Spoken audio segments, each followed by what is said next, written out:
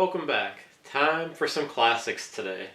I've had a few people request this, and even though I haven't used it probably in about, say, 9 or 10 years, let's talk about some dough ball. A lot of guys in the United States have grown up on dough ball and corn, so I thought it'd be a nice video just to show you how to make some. Extremely easy. All you need is some cornmeal, yellow cornmeal, some corn flour, and I'm going to make mine with liquid molasses today from CC Moore. Now, usually, I know growing up I always put in like vanilla extract afterwards, but today I'm going to show you a little bit different way to make it, and this will only take about 10 minutes. And it forms a nice little dough that you can put on your hook. And then also, if you're a more modern angler using boilies and stuff like that, this is also a nice paste that you can wrap around your boilie or other hook baits in general, and it'll have a nice breakdown to it. So let's get started, and I'll show you how easy this is. Okay, so let's get started.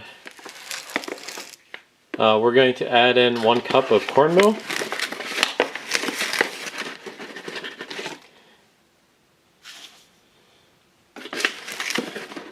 Just a little bit more just to even that off. And then we're going to do 1/2 cup of the corn flour.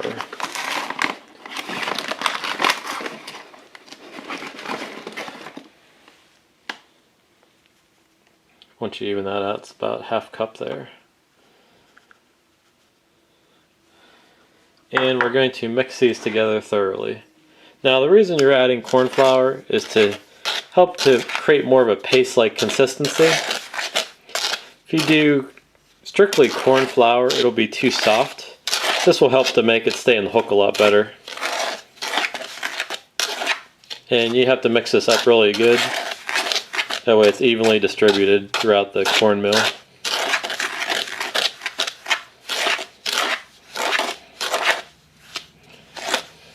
Okay, mixing that after. But next step I want to do, I'm going to add the same amount of water into the pot here. And so we're going to do 1.5 cups of water in here, and I'll go get that right now. Okay, I went ahead and put in 1.5 cups of water, and then I'm just going to add a little bit of CC Moore liquid molasses. And all this is going to do is add a nice sweetener to the mix, and carp really love molasses. So that's what we're going to do with this. And this is actually going to darken it up a little bit.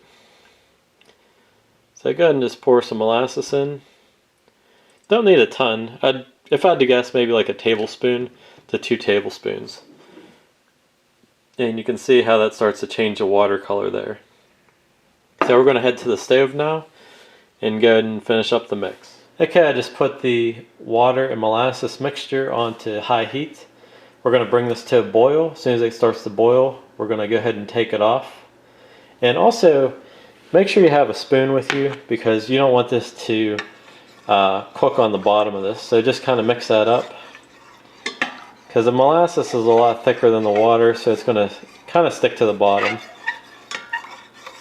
So kind of just move that around, probably like a wooden spoon or a plastic spoon like I'm using. And we should be done with this in probably about 3-4 minutes, and I'll come back then. Okay, because we added molasses, usually right before it boils you'll see all this steam coming off the pot here. That's all, a little bit of the water evaporating, which is okay, because just the way we figured out the mixture, it's okay if a little bit evaporates. So I can hear it starting to boil. You can hear that. So we'll go ahead and take it off, shut our heat off, and take it off, set over here. Now we're going to add in our cornmeal and flour mixture straight away to that, and go ahead and start to mix.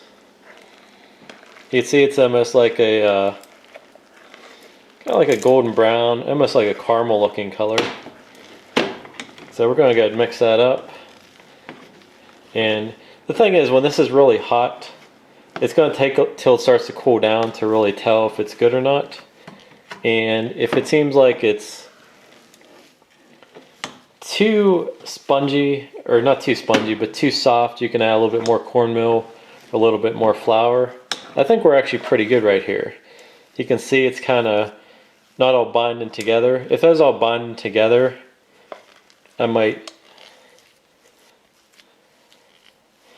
Might say that we didn't have enough of the other ingredients.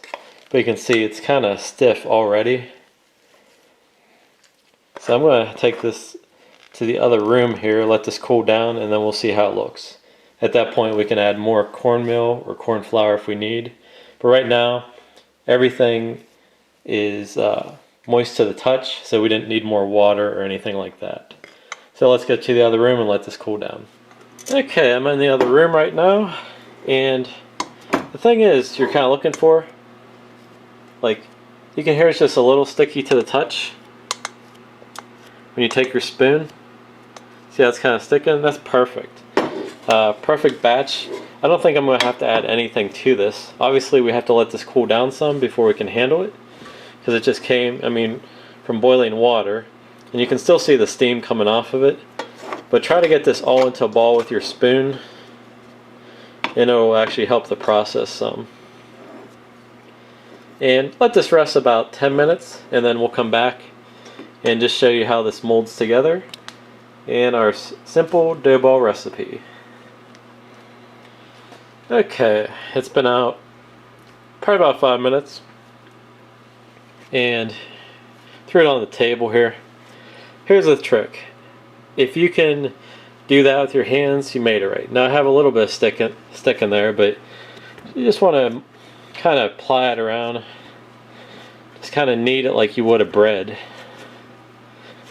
And that'll help to, especially with that flour and stuff in there, that'll help it.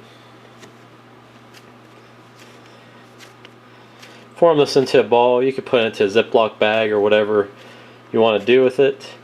If you want this to be a real slow break, you want to add a little bit more flour when you originally make this. If you want to be a fast break and it breaks down quick, add more cornmeal. And like I said, there's really no way to mess this up. The only thing is, like, if you didn't add enough water, then obviously you'd have to add a little bit more. And like I said, you can adjust it. More cornmeal will make it break, and more flour will make it bind. And you see we have a nice kind of a golden brownish color. Now the thing is, if you would not add the molasses, it'll be a bright yellow, and then you can always add in another flavor choice later if you want to make a different flavor. I've seen people just do Kool-Aid, and all that is just adding sugar and basically a color to it. There's really not much to that. That's basic. But at least with molasses, a really good feeding stimulant for carp. They love molasses. So that's why I always like to make this. And you can see it's still not sticking to my hands. And so when you take this out, I usually make this fresh before I go fishing. And what you do is, when you go out, just break off a little piece. Just form a little ball. Obviously this is a pretty big ball, just so you can see it on camera. Stick your hook into it, and you're good to go. Now this actually also works great for trout and bluegill. Surprisingly, I used to use this all the time for bluegill. Obviously I just get a small piece for bluegill, put it on the hook, and you should be amazed at how well this works for bluegill and trout and other species other than carp. So you can make any sizes you want for the balls. Yeah, roll it up, stick the hook into it, and you're good to go. Now the other thing too, since I usually do more advanced versions of baits, I really haven't used dough ball for a long time, but I know a lot of guys still like to use this, is if you just want to take a piece off, you can mold it around one of your boilies, and it's basically like a paste. Mold it around one of your boilies and you're good to go. Actually, let me go grab one real quick and I'll show you how that works. Okay, I had to go grab a boilie. Just take a little bit off. All you gotta do is just mold it right around like a paste. A little bit more.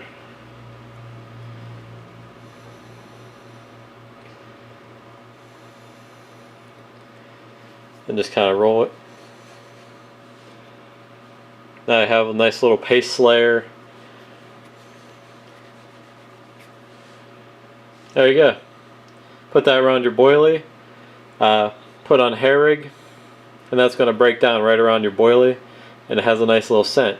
And in this case, like that was an Odyssey boilie, well, you could just put some Odyssey liquid into this instead of molasses.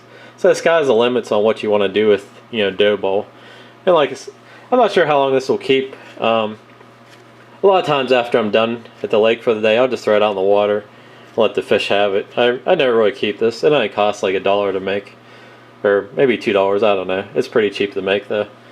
So that's where we're at with this. Like I said, as this cools down, it'll actually get a little bit stiffer, but right now it feels like a real nice consistency. It's soft, but not overly soft, and it has a nice spongy feeling to it. So there we go. Again, a lot of options. Put it around your other baits, or just fish it like a normal dough bait you would. Okay, so finishing up the video, that is dough ball. You see, it's extremely simple to make. That's probably $1 or $2 to make, and you have a bait that's going to last you all day. And like I said, it's simple. Put in a Ziploc bag, go out fishing, and for the seasoned angler that's been carp fishing for a long time, probably doesn't really use dough ball that much anymore. I know I haven't used it for about 9 years because I'm using a little bit more advanced baits. But for somebody who just wants to go out and give it a shot, see what carp fishing is about, this is just a great way to get into the sport. Simple to make, you catch fish on it, and you get to see how much fun carp fishing is. And that's what it's all about. And like I said, I'm a multi-species angler. I go for everything. And this right here actually works great on a lot of other species as well, like trout, bluegill, even catfish. Now for catfish, I'd probably put like a fishy flavor into it and use it that way. And for trout, you can make all different colors. You can do different dyes, stuff like that. And bluegill, just a small little piece, just a small little piece off of there. They go nuts over. I used to just sit under a big tree when I was little and just put a real tiny hook, put a little bit of that on, and they would just annihilate. I'd catch like 50 to 100 bluegills in a day, and I'd just throw them back and catch them, over and over again. There'd be schools of like 50, 60 of them, and they just love this stuff because it does break down in the water too. It just doesn't stay solid. Over time, it does break down. So if I can help out anybody out there, please, leave me a comment. I'd be more than happy to help you out. And if you want, I can do more advanced versions of this for carp or even other species as well. I can show you some of the recipes for that. So thanks for watching. Until next time. I hope you enjoyed the videos, and hit subscribe if you haven't done so already.